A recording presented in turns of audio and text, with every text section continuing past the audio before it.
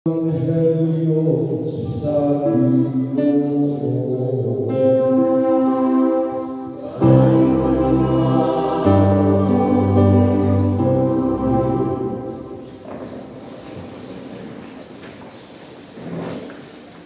Mayubutan kanyang tanan.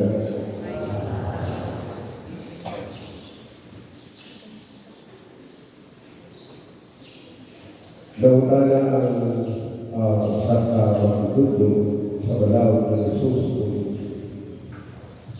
Unsa ang pinakalabing dako na sugo sa Diyos, pinaka-importante na balaw na sugo sa Diyos. Sa bayuban ni Jesus, iba ang Diyos labaw sa kanan.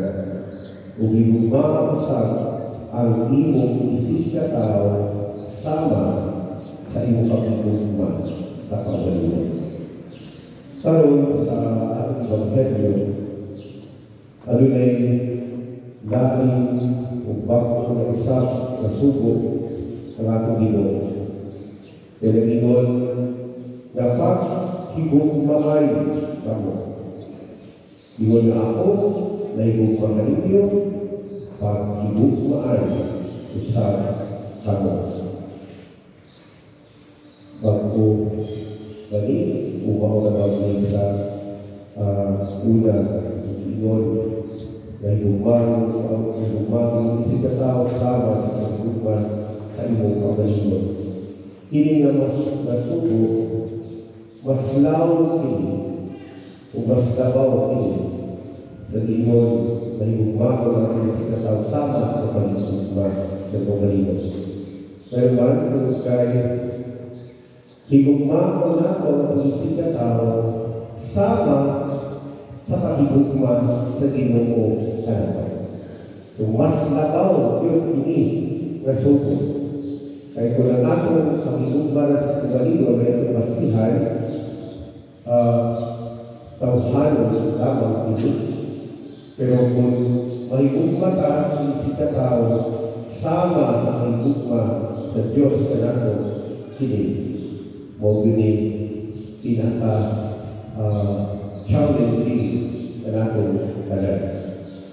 Kaya hindi nga gugma tawag nito sacrificial love. Di sa atong Ebanghelyo, diba, inigayon na ibiya si Judas Iscariote dahil nalihapon sila. Diba, o inigayon na i-traitor si Judas Iscariote sa Jesus ang takon si Jesus kung itugyan ito sa mga kadagpuan.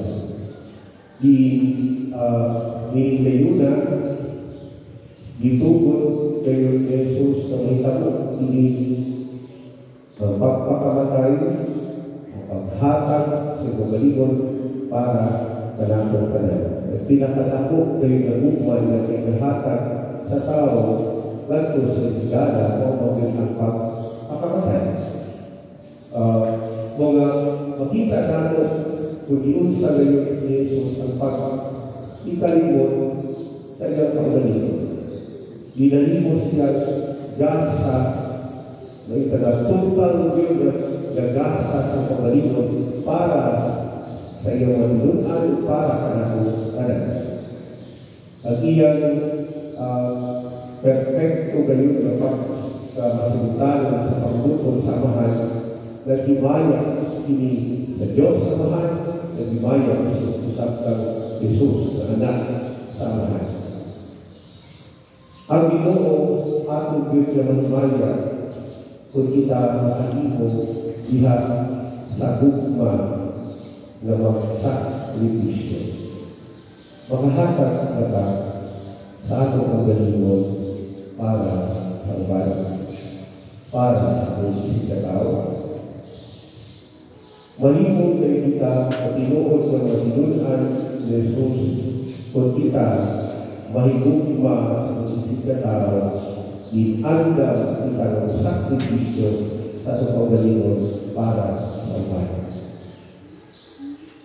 Kung paghimugma gato sa tulisig at kinahanglan sakripisyo sa kautana makaya pakininato kita kuyang mata kita makasasalat ng ako mga samaran kita himubaran nato usaw na paghimugma sa tulisig at tao na makakita atas nagtalikod wala buto-buto na sa kapunod makatulog na siya tingong wala gilad na ang ating mga kunahuna makaya manalo ang paghimugma sa mga tao na nag-akusar kanato makaya manalo ang paghimugma sa mga tao na nagsalikuay nato nagpasakit kanato imposible na mahimo nato kapag hibugman ng mga tawhana. Ang Ginoo lamang ang makahatag ngayon minimaong hugman. Kung ang Ginoo lamang ang makahatag ini sa ito pa na kinahanglan kita o Ginoo. Na kinahanglan kita sa iyang grasya ang makaya inato sa paghatag sa pagalitan. Kadang makamaunta mo, mugawas sa atong pagalitan lamang ang hukman para mahilo kita mga instrumento sa hukma o kalukoy ganito sa uban. Ang Ginoo na ang ito sa kanunay na uban na nato. Ang kuliyan sa akin, na dilibitan kanyaan na sa kanunay pag-uban ka nato. O sa may kinahanglan nato, mamutuon ka niya. Musalit ka sa Diyos. Pag lumang-manuya-nuya ka sa pagtuo, ang magpakibabaw, ang pagluha-luha, ang kahadlok diha sa pagbuhat, iinit. Dili nato mahimo ang pangingugma sa uban wala ang grasya sa ato Ginoo. Kung manawag lamang kita, kanunay sa Ginoo, ihatag na niya ang usok aron kita makabuhat ini. Giyatagan sa kita ng modelo, hindi mo pagtuo, walay ang mahal na Birhen Maria, na kanunay mo niya na hinundong ka nato, kanunay mo niya iya ka nato, saan ka kita magpapausano kanunay, ato utang ipadaklin ang utang balino, kanunay ang mahimo kita dependent kanunay ng Diyos. Kaya nga itong mahal ng Birhen Maria, papausano ng Diyos. Ang mahal ng Birhen Maria, iya'y kaligtan ng ang balino o isalit siya ng sa Ginoo. Tato ko na nakagbasa ng Kristo, makita usap natin hindi ang mga apostoles na Jesus at si San Pablo o si Bernabe na ilang ikaligtan ng pagalingon aron magsangyaw ganito sa katawhan. Inspired kayo sila sa Espiritu Santo musa andam sila ng hatag sa pagalingon para sa ibayaran sa Diyos. Wala kinahanglan kayo kita sa grasa sa Espiritu Santo aron makahimo kita sa pagkitalimot sa pagalingon. Nganong hindi kita makabuhat sa aral na itong pagkabuhaton sa itong pagkakabuto tuwid kay self-centered na alisan ang atong kaugalingon na kung sige natin hinuna-huna. Dali, maguna-huna sa usahay na ang kalisi mataano nga naman nga mugahin matao panahon para sa tumisig na tao. Dali, yan ang paghatag ngadto sa ubang mga tao. Di paghatag tungkol kay ako rin hinabuhan. Ako'y nag-asimot anin. Wala na magumili kita sa pagtabang sa uban. Mahimutang representan sa uban, sa kalimanawhanan, mga takulan ng kalimanawhanan. Wala hindi kita makahatag sa mga tao na kinahanglan sa tabang. Napangutana, masunod pa ka, mapahin mo. Amo ang naa sa ilang ilan. Sila ang may sama ninyo. Aron makasulay ka ba, sunod sa ilan buwitan na kinabili. Hindi kita makablame kung hindi ka tao, kung ano yung anak sila. Ihatagan ka kung grasya sa Ginoo, aron ka makapaambing dito sa uban. Wala kang tanging grasya, aron ikaw lamang ang maglipay-lipay kung ikaw ang mabuto. Ihatagan ka niya na aron gamihan ang malipay. Andyan pa ka, musakripisyo sa iyong kaugalingon para sa uban. Kung ikaw, ngayon ka ng mature na ka, yan sa iyong pagka-Kristyano, ang kinabuhi sa pagtuto, part na ang pagsakripisyo, hindi lang ang mga kalampusan. Naabin na buhatan sa parable sila. Naabin na. Kung gusto ka ng pahayahan lamang sa iyong kaugalingon, kapag ka masakripisyo para sa uban, hindi pa ka tinuon sa iyong nasusunod kay Kristo.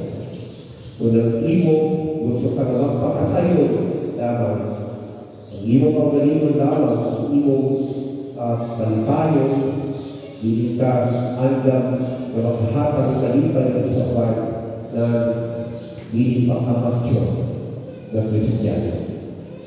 Kulang pa ang imo pagtuko ngadto sa Diyos.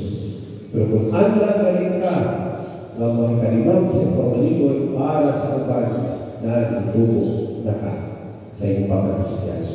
Ikaw ang nasayon niya na pagkatang akulo ang iyong kaugalingon para kung di mature na ba, itaas ra ang atong edad, pero ang atong pagtuko, walang pipili o tuko.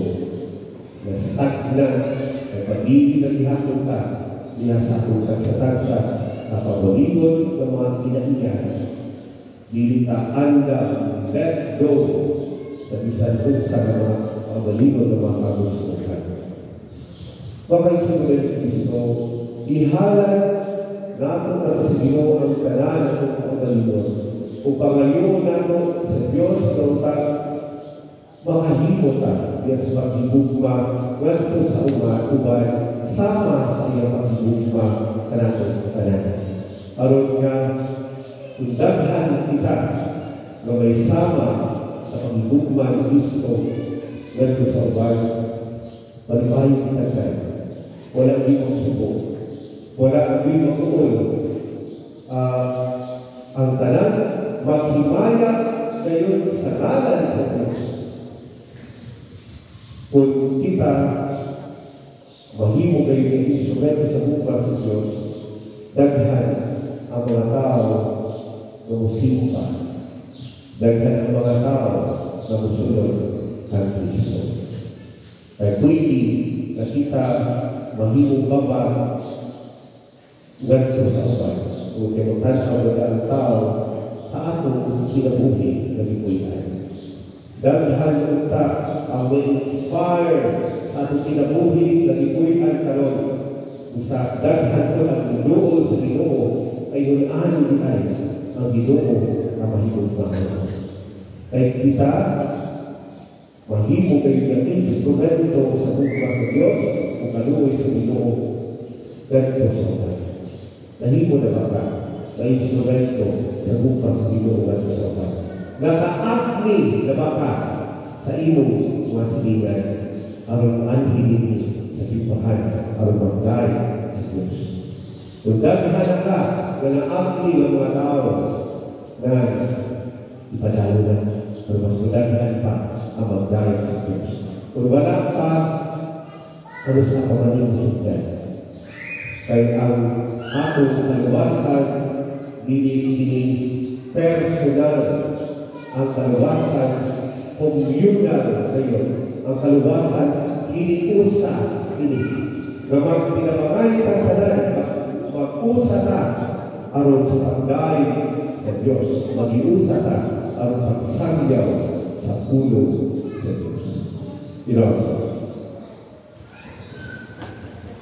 Dito